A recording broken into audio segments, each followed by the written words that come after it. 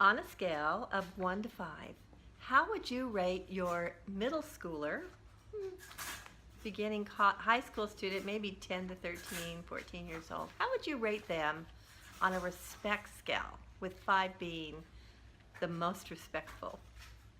You know, respect is something that you have to begin to teach when they are very young.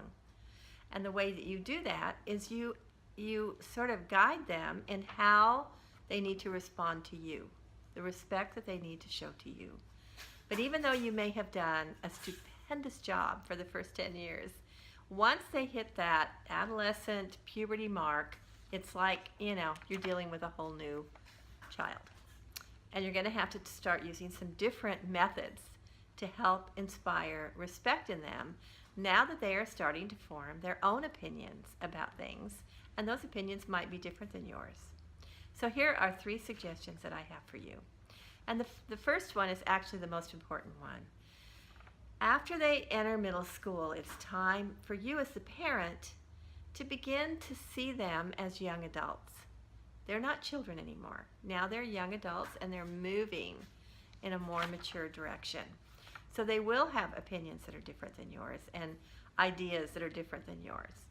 But this is a time that you still need to express to them the importance of speaking to one another respectfully. I guess that old motto of talk to them the way that you would like to be talked to really comes into play here. This is the time when you model for them in your relationship with them what it means to speak respectfully to one another.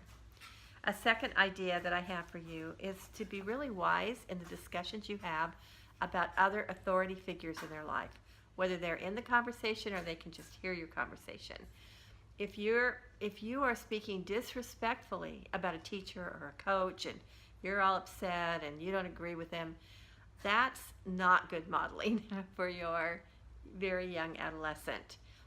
I'm not saying you have to agree with the teacher or the coach. All I'm saying is when you talk about someone who's in authority over your children at times, it doesn't help your children to feel respect for them if you're demeaning them in any way.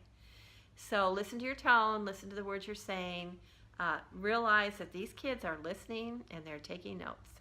And the third thing that I would suggest is that you don't lower your standard of how they are to respond to you. Keep that standard high, even though they're not happy and they're going through a tumultuous time themselves. This is when they're in your home that you can still help them to learn how to say things in a way that people want to hear them. So respect is a key point in all of this. Even though they're troubled as young teenagers and preteens, they still must learn how to respond to the people around them with a respectful tone and a respectful attitude. This is Dr. Menton with Anatomy for Kids.